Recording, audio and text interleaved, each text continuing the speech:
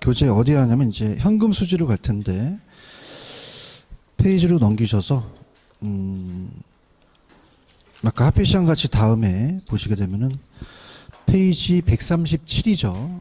그래서 7로 가시면은 137에 현금 수지 측정이라는 게 있죠. 그죠? 여기에 별표를 3개 정도 쳐놓으시는데 얘가 거의 시험 문제는 뭐 반드시 뜬다고 봐야 돼요. 영업 현금 흐름의 측정인데 일단 오늘 나눠드린 4번 문제가 계산 문제가 나오거든요. 그죠? 이게 굉장히 어려운데 일단은 그 이론을 먼저 간 다음에 계산을 차근차근히 풀어드리는 걸로 갈게요. 자, 일단은 137페이지입니다. 가시게 되면 자, 이론을 알아야 되니까 일단 천천히. 자, 지금 임대사업이라고 그랬죠? 20억짜리를 사서 이제 내가 임대사업을 해요. 우리가 총투자액이고요. 총투자액이고, 자, 지분은 지 거죠. 자기가 투자한 지분 투자가 되고 저당은 빌린 돈이에요. 저당 대부액이 빌린 금액이다. 지분 투자액이 있으면 그럼 취득만 해요? 운영도 해요? 운영도 하죠. 취득한 다음에 운영한 다음에 처분하죠. 운영소득을 소득이득이라고 배우셨어요. 매년 나오고 자본이득이 양도차익입니다. 그래서 이걸 자본이득, 우리가 처분에 대한 자본이득을 자본이득이라고 하거든요. 그러면 임대 단위수가 있죠, 그죠? 그래서 오늘 이제 문제 풀 때 먼저 이제 나오면은 이제 임대 단위수라는 게 나와요. 어떻게 이제 나오냐면 우리 문제 4번에 보시면은 1년의 운영 실적에 대해서 틀린 걸 이렇게 되면은 뭐라고 되어 있냐면 호당 임대료라고 되어 있죠. 호당은 하나하나 호예요. 그다음에 임대 가능 호수가 40호면 그걸 곱하거든요. 그죠? 그래서 이제 만약에 그 호가 25호가 있고 만약에 예를 들어서 계산을 빨리 좀 해드리기 위해서 5개가 있고 그다음에 거기다가 100원이 임대료예요. 그러면 그걸 곱해야 되거든요. 그래서 이따가 600만 원에서 40호가 2억 4천서부터 시작을 합니다. 영업현금 흐름이죠. 영업현금 흐름. 이걸 이제 많이 제가 좀 강의를 해봤는데 먼저 이제 제일 먹히는 게 앞에 글씨를 먼저 해서 외우는 게 좀 빨라요. 가공기 유용순을. 그죠? 그래서 어떻게 된다? 가공기 유영순 부세영세. 이렇게 놓는 게 그래도 제일 빠른 것 같아요. 여기 이제 왜냐하면 강사가 아니다 보니까 뭐부터 나올지를 모르겠거든요. 그죠? 무슨 총소득부터 나오죠? 가능 총소득 조라고도 하고요. 공은 공실 및 불량부채라고 하죠. 또는 불량부채 또는 대선 충당금이라고 하거든요. 불량부채. 임대료 회수 불능액이죠. 그 다음에 그냥요 기타 소득이 있어요. 이거는 임대료 외 수익이죠. 영업외 수익이라고 나올 수가 있고요. 그럼 유효가 나옵니다. 유효 총소득이 나오죠. 그래서 영업경비를 빼줘요. 영업경비. 그럼 그다음입니까? 순소득이 나옵니까? 순영업소득 나오고요. 그 다음에 부채 서비스액이 원리금이죠. 부채 서비스액을 빼주고 원리금은 원금과 이자를 더한 거죠. 그래서 원리금은 원금 상환분과 이자 지급분을 더한 거고요. 세전이 됩니다. 세전 현금 수지라고도 하고 현금 흐름 영업소득세를 빼죠. 소득세 뺍니다. 그럼 세후가 되죠. 세후 현금 수지 이렇게 되죠. 이론부터 좀 가고요. 자, 일단은 총소득은 여기 총소득은 그냥 있어요. 경비는 아직 안 뺐어요. 순소득은 경비는 뺀 소득이죠. 근데 순소득은 아직 빚을 뺐습니까? 안 뺐습니까? 세전은 빚은 뺐지만 세금 안 냈죠. 세후다. 그래서 총순전후, 조순전후를 암기하셨고 빼는 건 그냥 있어요. 비비세예요. 경비 내고 빚 갚고 세금 낸다. 자, 그래서 이론을 먼저 가야 되니까 100원에서 10원 내서 90원, 10원, 80원, 10원인데 위에 게 큰 편이죠. 반드시 큽니까? 같을 수도 있죠. 물론 영업경비는 필요 항목으로 반드시 들어가요. 근데 빚이 없을 수도 있고 적자가 날 수 있으니까 요거가 같을 수도 있더라. 그 다음에 밑에서 더해보면 자 밑에서 더하면 위가 되겠죠. 그죠? 이렇게 보고요. 자, 가장 출제 빈도가 높은 게 영업경비예요. 무슨 경비다? 그래서 밑에 뭐 내용은 여러분 이제 맨 밑에 가시면 가능총소득이라는 자체는 임대료에다가 임대 단위수를 곱한다는 건 이해가셨죠? 기타 수익은 관리 수입이나 주차료, 임대료 외 수익이에요. 뭐 자판기 수입이라든지 영업 경비가 중요합니다. 넘겨보세요. 영업 경비에 포함되어 있는 게 있고 포함되지 않는 게 있죠. 근데 이게 포함되는 것보다는 포함되지 않는 쪽으로 많이 흘러요. 시험 문제가. 그래서 이제 재산세는 포함이 돼서 보시게 되면은 보유가세니까 보험료, 화재 보험료를 얘기해요. 보험료는 소멸성 보험이죠. 재산세, 유지관리비, 광고비, 계약서비스, 수선비, 정착물리나 비품에 대한 감가상각비는 경비에 포함이 되죠. 뭐 보일러가 터졌다든가 이런 것들. 그다음에 전화료, 냉방비 들어가는데, 자 여기 안 들어가는 거 공실 및 대손 충당금은 그냥요 빼줬어요. 빼줬죠. 본부감소 기억나시죠? 부채 서비스액은 나중에 빼줄 거죠. 들어가면 안 되고, 감가는 무슨 감가죠? 건물의 감가요. 그러면 들어가 안 들어가? 안 들어가고 소득세도 안 들어가죠. 그래서 소득세. 그래서 10월 26일까지 뭐가 감소하면 안 돼요. 공부가 감소하면 된다. 영업경비에 포함 안 된다. 공부 감소가 있었죠. 공실대손 충당금, 부채 서비스액, 감가상각, 건물의 감가, 소득세, 영업소득세고 자본이세가 양도소득세인데 얘가 처분에 들어가지 영업경비는 안 들어가죠. 취득세 등록세도 안 들어가죠. 소유자의 봉급도 들어가면 됩니까? 개인적 업무비도 안 돼요. 이렇게 해서 안 들어간다. 그렇게 해서 이제 보시면 됩니다. 이해하셨죠? 부채 서비스액은 뭐와 뭐를 더한 거예요? 원금 상환과 이자. 영업소득세는 매기간 지불하죠. 개인은 개인소득세 내고 법인은 법인세 내면서 밑에 그 식이 있죠. 그래서 그 식을 이제 보면은 지금 그 에듀프로가 책이 잘 됐긴 한데 너무 좀 그 세부적인 내용이 안 들어가 있어요. 그래서 제가 좀 부연 설명을 해야 되는데, 영업소득세라는 자체가 계산 방식이, 자, 첫 번째 보시면 그럽니까? 순소득서부터 시작합니까? 그럼 순소득서부터가 이제 과세가 되는 거죠. 그래서 순영업소득인데 들어보시면 대체충당금이라는 게 있나요? 자, 제가 이제 왜 저도 이제 내용을 안 전하냐면 보통 기본서에 있을지 알고 했는데 에듀프로에 없더라고요. 그럼 자 보세요. 아까 얘는 따라해 보세요. 대손충당금. 자, 이건 뭐냐면 우리가 시험 문제가 불량부채 줄이는 회수 불가능한 임대료예요. 불가능한 임대료. 근데 얘는 제목이 달라요. 대손충당금입니까? 대체충당금입니까? 찾았습니까? 이게 뭐냐면 우리가 아까 비품 같은 거는 감가상각할 수 있죠. 그래서 우리가 에어컨 같은 거나 이런 것들은 일정 기간이 지나면 교체를 해줘야 되거든요. 그러면서 영업경비에 대체충당금을 교체하기 위해서 경비를 뺀 거예요. 근데 여기는 안 나왔지만, 자, 정부 입장이 봤을 때 과세를 해야 되겠거든요. 그럼 우리가 이 대체충당금은 생각해 보세요. 우리가 에어컨이나 주방기구를 더 일정 기간 대체해주면 그럽니까? 가치가 좀 증진합니까? 건물의 가치가 높아질 수도 있죠. 그럼 얘는 다시 더하자는 거죠. 그러면 공제가 되어 다시 과세를 해요. 과세를 해서 더해주자는 거예요. 맞습니까? 근데 이자는 그냥요 없어지는 거예요. 없어지는 거죠. 가치가 상승하는 건 아니죠, 그죠? 그 다음에 아까 감가가 건물의 감가는 그냥입니까? 경비에는 포함이 안 됐습니까? 감가상각비. 왜? 회계 처리니까 경비가 아니잖아요. 그런데 세금은 공제해 주겠다는 거야. 혜택을. 그죠? 그럼 건물의 감가, 그냥 감가, 건물의 감가. 감가상각부는 빼주겠다는 거죠. 그러면 세법 시간에 여러분들이 과세 대상 소득이라고 들어보셨죠? 과세 대상 소득이 나옵니다. 그럼 곱하기 그냥 있어요? 세율이 있어요. 그럼 영업소득세가 나오는 거죠. 이해하셨습니까? 근데 여기서 세전현금수지가 감정평가 시험에 나왔었는데, 세전현금수지서부터 시작을 하게 되면 대체충당금은 똑같이 들어가요. 들어가는데, 자, 들어보십시오.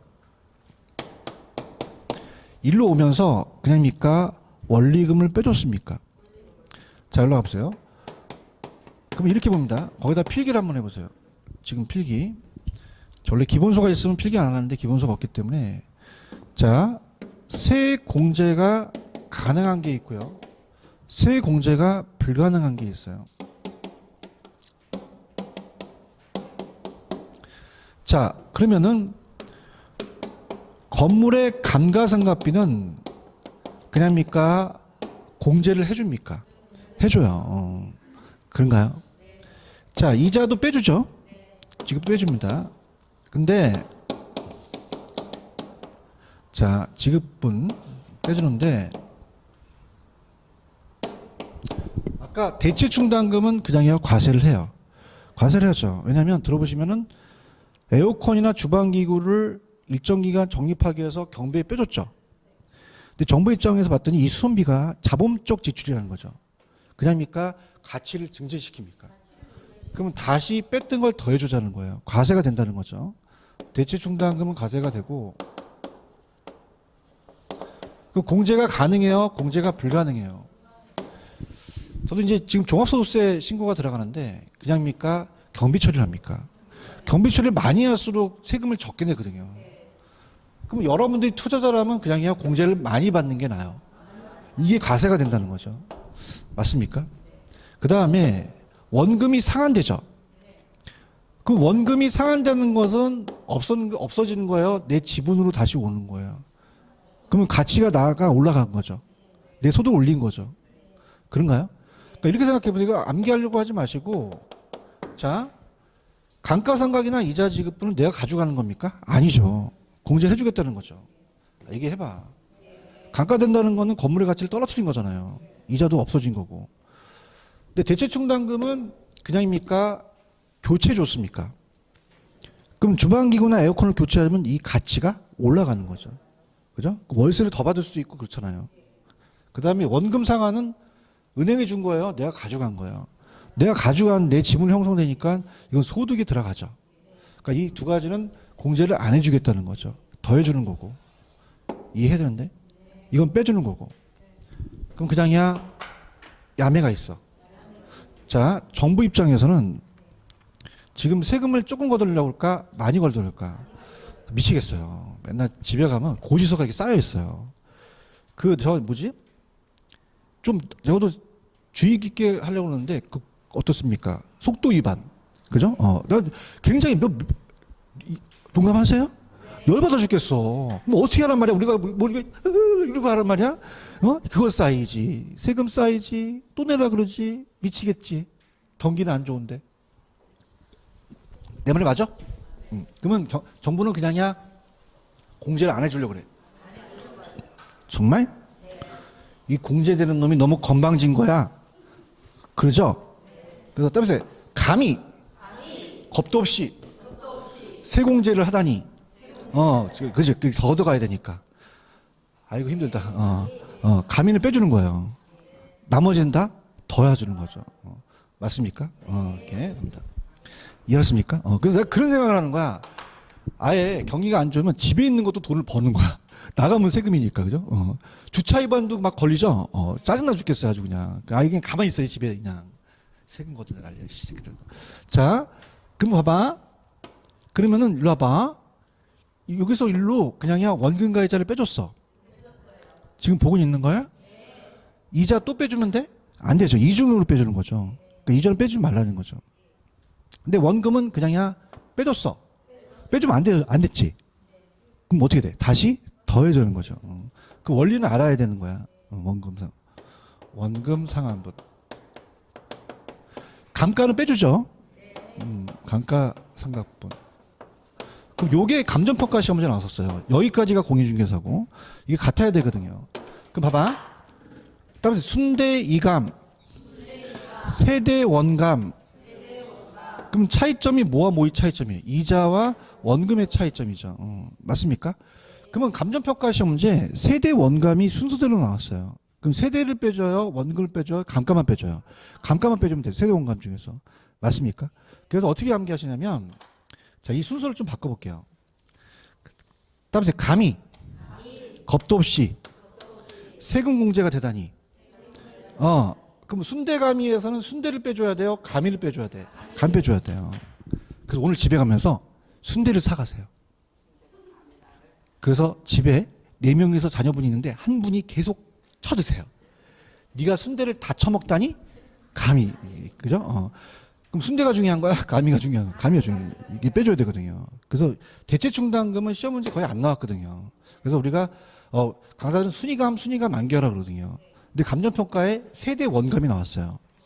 그럼 여쭤볼게요. 세대 원감에서 빼는 거면 뭐 뺀다? 감가만 빼는 거죠. 풀어보세요. 제 문제 풀어보세요. 요약집. 있어요? 뭐만 빼죠? 빼봐요. 나만 보지 말고.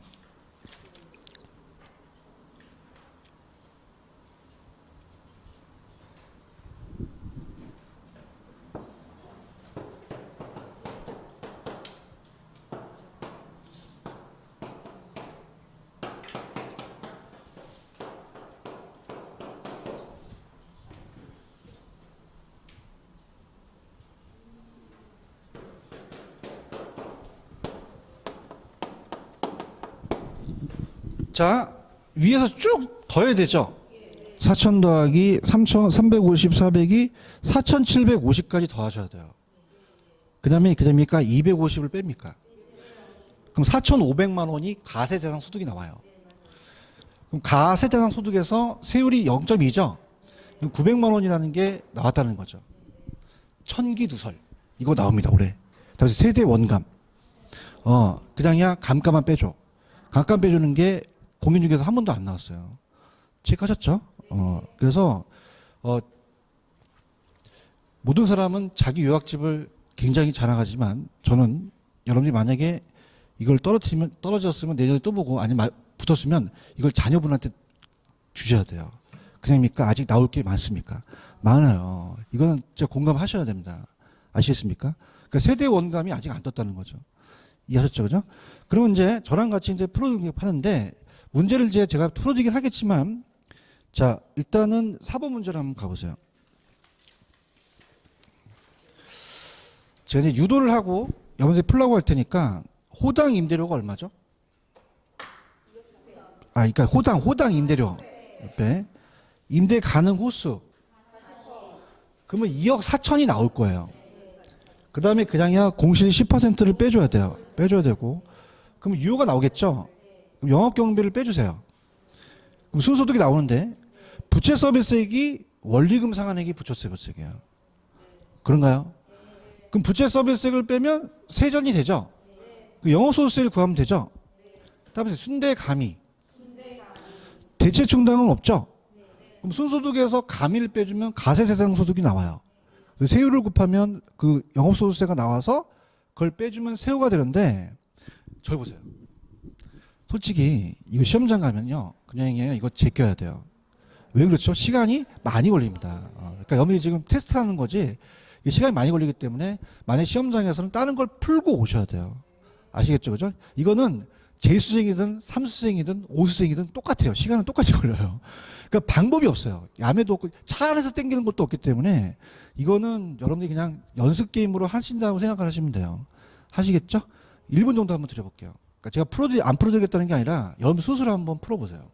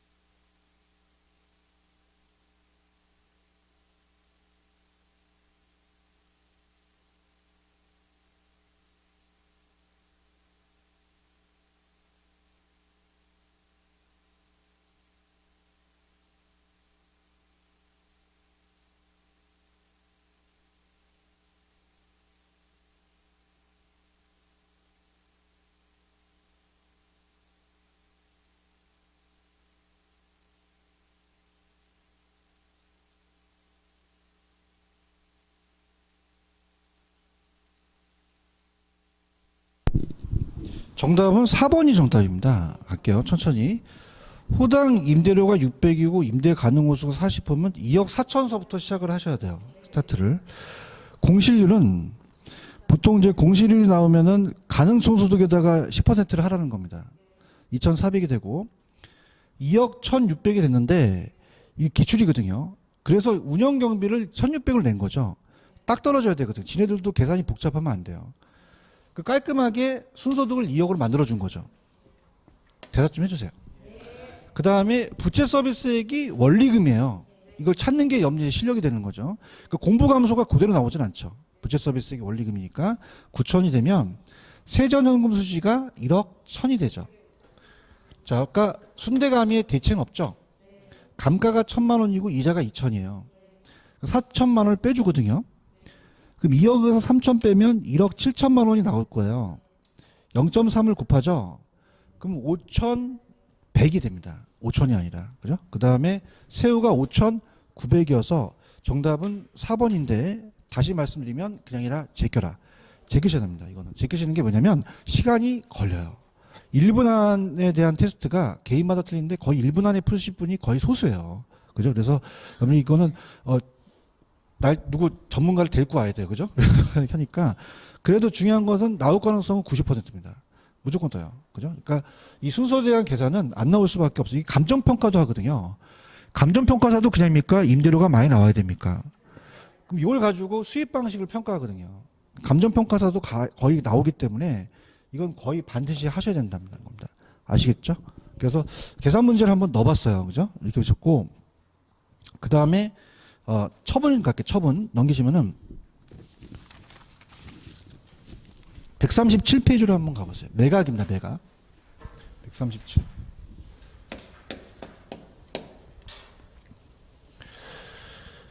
강의는 그렇게 뭐 너무 빠르거나 그러진 않죠.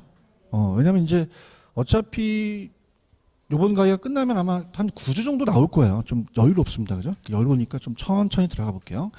137페이지 가시면은 밑에 매각이라는 게 있나요? 아까 영업이면 매각 현금 흐름도 가로치기가 나올 수도 있어요. 매각 현금 흐름입니다. 자, 그러면 이거 운영이에요? 처분이에요? 자본이득 측정이죠. 그 지분복귀라고 해요. 우리가 지분복귀 계산은 지분이 복귀되는 계산이다. 그래서 지분은 남의 돈이에요. 지분은 내 돈이에요. 내 돈. 20억대 지분이 들어갔죠. 그래서 나중에 처분 시에 들어오니까 25억으로 팔아서 양도 차익이 생겼죠. 그 매도 가격서부터 시작합니다. 그러니까 요거랑 비슷해요. 따라서 비비세, 경비 내고, 빚 갚고, 세금 낸다. 요 순서가 똑같거든요. 물론 뭐 여기에 대한 건 없죠. 여기서부터가 시작되겠죠. 그죠? 그래서 매도 가격서부터 시작됩니다. 매도 가격이 양도 가격이에요. 25억. 이걸 이제 우리가 총 매각 대금이라고 나왔습니다. 총 매각 대금. 그냥요. 얘도 경비가 나가요. 특히 중개 수수료가 만만치 않겠죠. 매도 경비. 그 다음에 순매도액이 나옵니다. 그러니까 똑같아요. 얘랑 순이 들어가죠. 순매도액이고요. 만약에 10억에서 5억을 상환했으면 5억은 아직 상환했어요. 미상환이에요. 미상환 저당 잔금이라고 하죠. 미상환 저당 잔금 이렇게 됩니다. 그럼 세후가 돼요? 세전이 돼요? 세전 지분복귀라고 하죠. 지분복귀. 그 다음에 자본이득세가 무슨 세라고 했죠? 양도소득세입니다. 자본이득세. 적어놓으세요. 자본이득세 옆에 양도소득세라고. 그 다음에 이제 세후가 되죠. 그러니까 세후 지분복귀게 됩니다. 똑같아요. 얘도 총순전후죠. 그러니까 총이 총매각이니까 총순전후. 빼는 것은 그냥요. 비비세예요. 경비 내고 빚 갚고 세금 낸다. 그리고 얘도 100원에서부터 시작을 한다면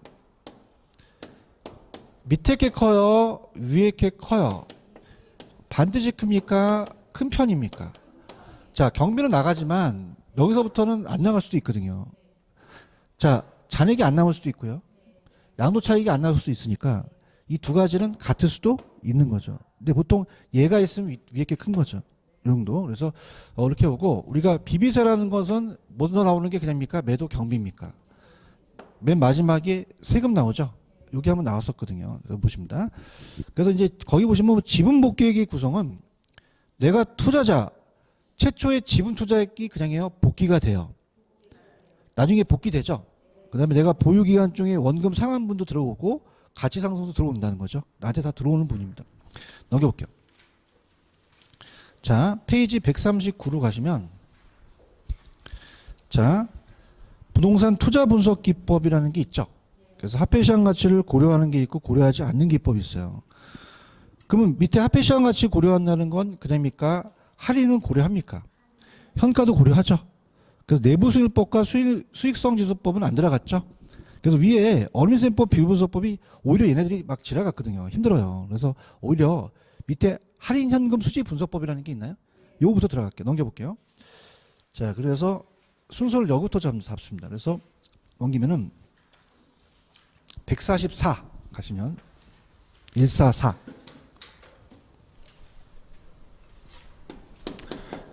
할인현금 수지 분석법이라는 게 있죠.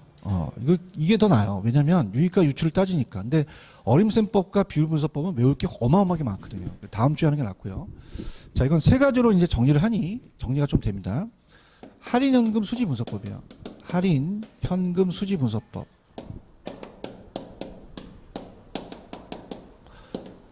자, 현금 흐름이라고 하는데 그럼 얘는 현금 흐름을 고려 안 했어요? 고려했어요. 고려했죠. 장점이 있습니다.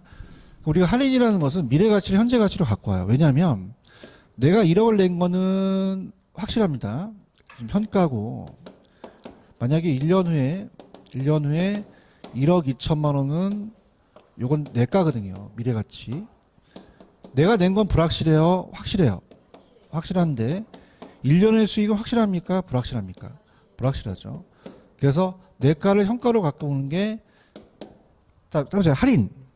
미래 가치를 현재 가치로.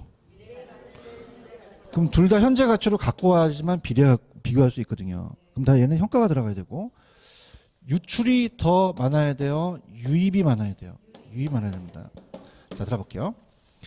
자, 우리가 현금 유입 현재 가치 합. 그래서 현금 유입의 현재 가치 합. 자, 과 그다음에 유출 따집니다. 현금 유출의 현가합이라고 그냥 갈게요. 자, 그러면 유입이 더 많아야 되죠, 그죠? 그건 투자인데 그다음입니까? 합을 씁니까? 왜냐하면 운영만 따져요, 처분도 따져요. 근데 처분에 대한 계산 문제는 요즘 잘 안 나옵니다. 운영만 나와요. 그러니까 몇 년 이렇게 나옵니다. 그래서 운영 처분에서 처분도 고려한다. 한 해예요, 매 기간 달라요. 그러면 1년, 2년, 3년을 구하라고 할 수도 있죠. 그래서 우리가 세후로 간다는 거, 그 정도만 보시면 돼요. 자, 펜 들어보세요. 자, 얘는 정의, 할인현금 수지 흐름 분석법이라고 합니다. 장래 기대는 현금 수익과 지출을 무슨 가치로 할인했어요? 현재 가치. 이거 서로 비교했죠? 그래서 한 해예요, 여러 해. 그럼 매 기간 소득이 다르다는 뜻입니다. 소득이득과 자본이득 다 따지고 세후로 간다. 그럼 첫 번째 순영가법이라는 게 있나요? 자, 순영가법 들어갑니다. 자, 순영가법이라는 것은 자, 오른쪽에 계산을 한번 볼게요. 예제 문제로 갑니다. 다음과 같은 현금 흐름을 갖는 투자안에 A의 순영가는 얼마냐 이렇게 돼 있죠. 찾았습니까? 그러면 단 할인율은 연 20%다. 20%가 요구순이익이거든요. 사업 기간이 2년이며 사업 초기에 현금 지출만 발생하고 사업 말기에 일기에 대한 현금 유입만 발생한다라고 했을 때, 자, 우리가 순영가라는 자체는요. 순영가라는 것은 자, 순영가는 자, 어떻습니까? 유입에서 유출을 빼죠. 그래서 정확하게 이제 현금 유입의 현가라고 합니다. 또 현금 유출의 현가. 자, 그러면 이제 해설은 있으니까 적지 마시고 지금 문제 풀어볼게요. 내가 지금 나간 게 500만 원이 나간 거예요. 500만 원. 그 다음에 유입이 됐죠? 근데 1년, 2년이 똑같아요. 다 소득이 달라요. 그럼 할인도 달리 해야 됩니다. 20%가 할인율이거든요. 자, 그러면은 이제 1년 있다가 360만 원을 받았죠? 이걸 할인해야 돼요. 2년은 얼마예요? 720. 자, 그럼 좀 전에 아까 1 플러스 R의 N승 아시죠? 1 플러스 R의 N승. 자, 지금 여기가 요구 수익률이 아까 할인율 있죠? 할인율이 요구 수익률이에요. 할인율이 요구 수익률이다. 자, 그러면은 1년이고 얘가 2년이니까 우리가 항상 어떻게 됩니까? 이게 20%네. 그러면 여기 0.2니까 1.2죠? 그다음 요거는 1.2를 몇 번 곱했어요? 2배. 그럼 1.44가 되거든요. 반드시 해보셔야 돼요. 그래서 위에가 딱 300이 떨어질 거예요. 한번 나눠보세요. 360에다가 1.1을 나누면 300 떨어지죠? 그 다음에 720을 1.44로 나누면 500이 떨어질 거예요. 그럼 800인가요? 800이 유입의 평가가 되죠? 그러면 얼마가 됩니까? 300만 원이 되죠. 그런가요? 그러면 이게 뭐보다 커야 되죠? 0보다 커야 돼요. 그렇죠? 그럼 좌측에 갑니다. 자, 계산 문제는 반드시 하셔야 돼요. 그래서 좌측에 갑니다. 그러면 수년제가치법은 수년가법이란 장래 기대는 세전입니까? 세후입니까? 현재 가치가 들어가죠. 그 합계와 최초의 투자 비용으로 지출된 지분 현가라는 단어가 있죠. 빼는 것은 따라서 지분 투자액. 왜냐하면 유입에서 다 빚을 뺐거든요, 그죠? 지분만 뺀다. 그 다음에 현금 유입의 현가와 현금 유출 현가를 그냥 했어요. 공제했어요. 그게 뭐보다 커야 되죠? 0보다 커야 됩니다. 자, 독립적일 때는 하나씩만 보죠. 그래서 순용가가 0보다 크거나 같은 거 투자하고 자금을 기억한다. 상호 베타적은 그냥입니까? 그 중에서 커야 됩니까? 가장 커야 된다. 특징에 보시면 할인율이 무슨 수익률을 사용했어요? 그 위험을 반영했죠. 그 사전에 요구 수익률을 알지 못할 경우는 얘를 구할 수가 없습니다. 반드시 20% 알아야 되고요. 그다음에 미래의 현금이 동일하더라도 투자가 수년제 가치는 달라질 수 있죠. 요구 수익이 다르니까. 그런가요? 그 다음에 항상 플러스라면 요구 수익률을 충족하고요. 그만큼 더 초과이익이 나왔다는 얘기예요. 항상 불을 극대화시키고 수년가법이 수익성화 내부보다 항상 우수합니다. 자, 수익성 지수법이라는 게 있나요? 자, 이건 빼는 거예요? 나눠주는 거예요? 나눠주는 거죠. 그럼 아까 얘는 그냥요 0보다 커야 됐어요. 얘는 1보다 커야 됩니다. 수익성 지수는. 자, 수익성 지수. 그래서 얘를 이제 넷 프리젠트 밸류라고 NPV라고 나오고 PI라고 나올 수 있는데, 자, 얘는 그냥요 나눠줘요. 유입이 올라가죠. 현금 유입의 현가를 유출로 나눠줍니다. 유출에 대한 유입이죠. 유출의 현가. 자, 그래서 얘는 뭐보다 커야 되죠? 1보다 커야 됩니다. 그래서 얘는 어떨까? 현금 유입의 현가를 유출의 현가를 나눴죠. 투자 규모의 다른 투자안에 쉽게 비교할 수 있고 상대적 수익성을 얘기하죠. 그럼 독립적이면 수익성 지수가 뭐보다 커야 돼요? 1보다. 자금은 기각하고 상호 베타종 그 중에서 큰 걸 선택하죠. 넘겨봅니다. 자, 수익성 지수법도 순효가 모두 그냥입니까? 할인율이 요구 수익률입니까? 자, 만일 다른 조건이 동일할 때 초기 투자가 적은 사업일수록 높은 수익성 지수를 따진다고 나와 있나요? 자, 이거예요. 제가 항상 비교하면은 들어보세요. 만약에 A와 B가 수년가가 같아요. 그럼 만약에 1억 벌었으면, 자, 2억이라고 합시다. 자, 유입과 유출을 현가화했을 때, 자, 여러분들 5억에서 3억 빼도 2억 벌죠. 3억에서 1억 빼도 2억 벌죠. 그럼 수년가 같죠? 그럼 3억 투자해서 2억 번 게 나요? 1억 투자해서 2억 번 게 나요? 그렇죠. 그럼 초기 투자가 작은 게 좋다는 거죠. 이렇게. 그거고, 그 다음에 밑에 가시면은 기업이 투자자의 우선순위를 정할 때 불을 극대화시키는 기준을 정한다면 수년가가 항상 우수하다는 얘기예요. 투자 효율성을 기준으로 한다는 건 수익성 지수에 의한 결과가 우수하다. 찾았죠? 자, 그럼 밑에 가시면은, 자, 지금 문제가 하나 있죠? 그래서 한번 풀어보세요. 제가 풀어줄 테니까.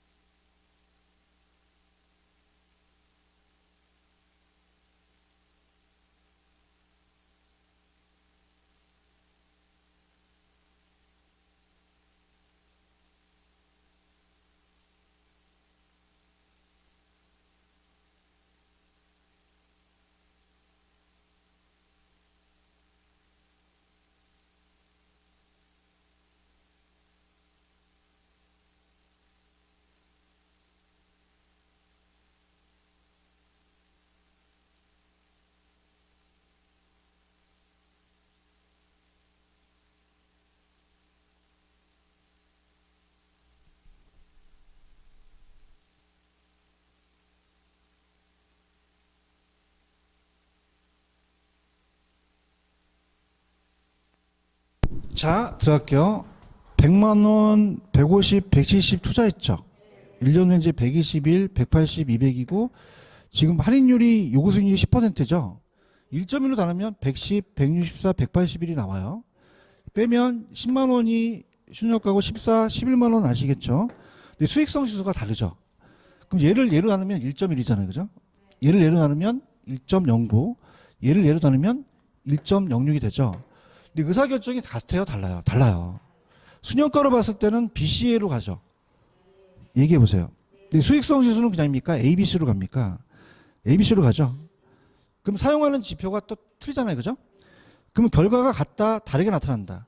다르게 나타나. 그러면 항상 부를 극대화시킨다는 자체는 어떻게 돼요? 순역가가 많이 나오는 게 좋죠. 수익성 지수는 따라서 배수. 자, 1.1이라는 건 뭐죠? 내가 투자해서 몇 배 벌었다는 거야. 1.1배 벌었다는 얘기죠. 아시겠습니까? 그럼 순역가와 얘가 그냥입니까? 우선순위가 다릅니까? 다를 수 있죠. 그래서 오른쪽 그러면 어떻게 됩니까? 우리가 위에 가시면 항상 부를 극대화시키는 기준으로 정한다면 순역가가 더 우수하죠. 얘기해 보세요. 수익성 지수가 많이 나왔다고 해서 좋은 건 아니죠. 투자 효율성이니까. 맞나요? 자, 잘 따라오셨고요. 오른쪽에 내부순위법이라는 게 있나요? 갈게요. 자, 이게 가장 어려워요. 내부순위법. 그래도 이것도 이제 제가 문제 풀면서 갈 텐데, 자, 내기하실래요? 내부는 그냥입니까? 기대수익률을 얘기합니까? 기대수익률을 얘기해요. 자, IRR인데요. 자, 이거는 현금 유입의 현가와 현금 유출의 현가를 같게 하거든요. 자, 그러면은 문제를 풀면서 갈게요.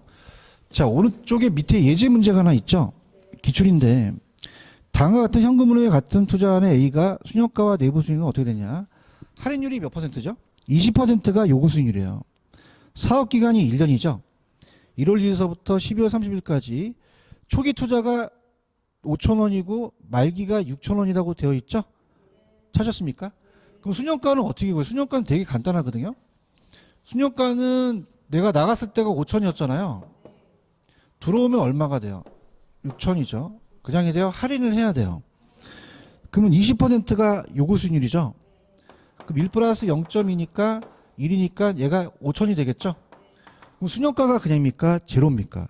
제로예요. 자, 그럼 갑니다. 자, 이게 기출인데, 그러면 순역가가 제로라는 것은 그냥입니까? 내부하고 요구가 같습니까? 같죠. 그럼 얘도 20%가 나온다는 얘기죠. 그런가요? 자, 얘기해 보세요. 지금 내가 유출된 게 5,000이었죠. 6,000이 유입이죠. 그냥 이제 같게 만드는 할인율이에요. 그럼 1 플러스 R이 이게 내부순위 되죠. 그래서 이걸 우리가 내부가 된다면, 자, 이렇게 하라 그랬어요. 1년을 기준했을 때 그냥입니까? 밑에 있는 걸 깝니까? 깔고, 자, 그 차이가 수익이죠. 그럼 5분의 1이니까 20%가 되죠. 자, 여러분들 오리지널로 하면 얘와 얘를 그냥입니까? 바꾸면 됩니까? 자, 할게요. 그러면 자, 대답만 하세요. 이렇게 바꿔도 되죠? 이렇게 하세요, 그냥. 이렇게. 이렇게. 그러면 0.2. 따라하지 맙시다. 이건 강사가 하는 거예요. 하지 말고 1년 잡았을 때 얼마를 깔면 돼요? 5,000. 1,000을 넣는 거죠. 20%가 바로 나오셔야 됩니다. 그럼 20%가 내부 수익률이죠? 그러면 우리가 그냥 돼요. 요구를 가지고 와야 돼요. 그럼 요구보다 크거나 같을 때 투자한다는 거죠. 그런가요? 자, 따라보세요. 현금 유입의 현가와 현금 유출의 현가를 같게 만드는 할인율. 그러면 순현가를 뭐로 만드는 할인율? 0. 수익성 지수를 1로 만들죠. 그런가요? 갈게요. 내부순위법이라는 게 있나요? 갈게요. 위에. 그럼 얘는 내부순위란 투자로부터 기대하는 미래 현금 유입의 현가와 현금 유출 현가를 그냥입니까? 서로 같게 만듭니까? 그럼 순현가를 뭐로? 0. 수익성 지수를 1로. 내부를 구한 다음에 요구를 가져와서 비교하죠. 의사결정은 독립적일 때는 내부가 더 커야 되고요. 상호배타적일 때는 가장 큰 거 선택하는데 특징을 가보세요. 순현가와 달리 내부순위법은 사전적으로 요구순을 결정하지 않아도 되죠. 왜냐하면 20%를 구하기 전에 요구를 알 필요가 없죠. 그죠? 그러면 결정합니까? 결정하지 않아도 됩니까? 요구순위는 내부가 구한 후에 투자 결정을 한다는 거죠. 자, 2번이 별표 치십시오. 자, 요게 이제 이따가 제가 풀 문제인데 다른 조건이 일정할 때 사업기간 초기 현금입이 많은 대안이 후기 많은 대안보다 내부 수익이 더 높다라고 되어 있나요? 찾았습니까? 자, 여러분 봐봐. 화폐 시장 가치를 고려할 때 나중에 많이 들어온 게 좋아요? 처음에 많이 들어온 게 좋아요? 그죠? 그래서 이따가 문제를 풀 때 자, 지금 다 얘네들은 그냥입니까? 화폐 시장 가치를 고려합니까? 근데 회계적 수익률은 고려 안 하거든요. 그럼 회계적 수익률은 고려한다, 고려 안 한다, 안 해요. 그럼 장부상인데, 그럼 얘네들은 봐봐. A와 B를 봤을 때, 만약에 1,000원을 투자해서 1년 후에 500원을 벌었대요. 그러면, 땀세 50%. 그럼 얘네들은 화폐 시장 가치를 고려 안 했죠? 그냥 고려 안 했어요. 그런데, 그냥입니까? 고려하는 게 좋습니까? 3년까지 해서 50% 번 거거든요. 그럼 어떻게 된다? 만약에 1, 2, 3, 1, 2, 3으로 봤을 때, 자, 얘기 보세요. 300원, 100원, 100원이 좋을까요? 100원, 100원, 300원이 좋을까요? A와 B 중에 선택해 보세요. A가 낫죠. 왜? 갈수록 할인율이 커지거든요. 자, 일시불의 평가를 10%로 볼 때 0.9 곱하고 0.8, 0.7이 그냥입니까? 숫자가 작아집니까? 할인율이 커져서 금액이 작아져요. 그럼 그냥입니까? 나중에 받는 게 낫나요? 초기에 받는 게 낫나요? 자, 보세요. 39, 27이죠. 그럼 얘는 얼마까지 땡길 수 있어요? 270만 원까지 벌 수 있거든요. 근데 37이 20이 210밖에 못 가는 거죠. 나머지는 안 해도 알 거예요. 그럼 어디? 초기에 많이 받는 게 내부 수익이 높다는 얘기죠. 아시겠습니까? 자, 넘겨보세요. 148페이지로 가시면, 그러면 내부 수익률을 기준으로 투자 우선순위 정할 때는 반드시 불을 극대화하지 않으나 순효과를 할 때는 불을 극대화시키죠. 제가 분명히 그냥 해요. 순효과가 항상 좋다 그랬어요. 독립적일 때는 항상 동일하죠. 그래서 순효과가 0보다 크면 수익성 1보다 크고 내부가 1보다 커요. 그 순효과가 0이면 수익성 수가 1이죠. 내부 같은데 복수일 때는 분석 결과가 같다 다를 수도 있다. 그럼 일반적으로 더 누가 낫죠? 순효과가 더 우수해요. 근데 더 우수하다는 그걸 이유를 대라 그러진 않거든요. 금액이고 항상 가치 가산이 되는 거죠. 화이팅. 그럼 5번 자, 오늘 5번 풀고 마무리하겠습니다. 5번 풀어보세요.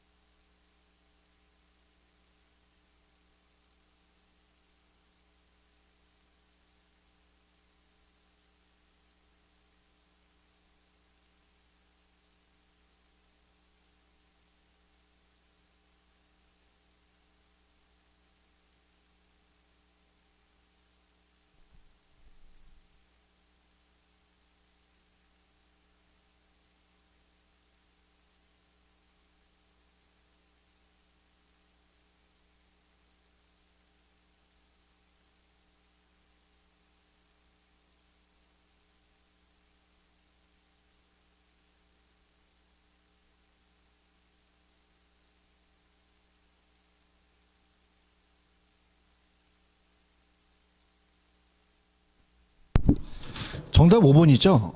이거 두 개요. 지금 두 개의 투자 대안 중에서 회계 수익률은 그냥입니까? 같습니까? 왜 3년 에도 다 50% 나오거든요. 얘기해 보세요. 300, 100 더하면 500이죠. 100, 100, 300도 500이거든요. 얘 화폐 시장 가치 고려 안 합니다. 근데 고려하는 게 내부 수익이거든요. 그럼 어떻게 돼요? 언제 많이 주는 게 좋아요? 초기에 현금이 많은 대안이 후기에 많은 것보다 내부 수익률이 높다라는 게 가장 어려웠던 지문이었어요. 5번. 자, 내부 수익률은 수익성 지수를 뭘로 만들어요? 1. 자, 아직 안 했지만 회수 기간은 현가가 안 붙었죠. 그럼 화폐 시장 가치를 고려하지 않고요. 자, 내부 수익률을 구할 때, 자, 일로 와보세요. 내부 수익률을 구할 때 사전에 요구를 알 필요가 없죠. 우리가 어떻습니까? 장점이 있고, 순효과는 요구 수익률이 개인마다 같아요, 달라요. 그럼 할인이 주체에 따라 달라지겠죠. 5번이 정답입니다. 그래서 넘기시면 이제 다음 주에 저한테 오시면 139페이지 가시면 다 끝난 게 아니에요, 투자론이. 자, 139페이지 가시면은 거기 박스가 하나 있죠. 오늘 한 게 화폐 시장 가치를 고려한 걸 했거든요. 근데 왜 오늘 이걸 끝냈냐? 자, 얘네들은 유익과 유출 따지는데 다음 주에 따보세요. 어림셈법 넘겨보세요. 어림셈법이 굉장히 짜증나요. 물론 뭐 여러분들은 짜증 안 나겠지만 141페이지 가시면 외울 게 굉장히 많거든요. 찾았습니까? 그래서 오늘 그냥 요 세 가지 요 할인연금 수식 분석을 끝내고 일로 들어가는 게 좋아요. 무슨 말씀인지 아시죠? 왜냐하면 얘네들은 그 각각 달라요 다 수식이. 그래서 요거는 이제 다음 주에 처음서부터 나가는 게 좋습니다. 자, 여기까지만 할게요. 수고하셨습니다. 감사합니다. 예.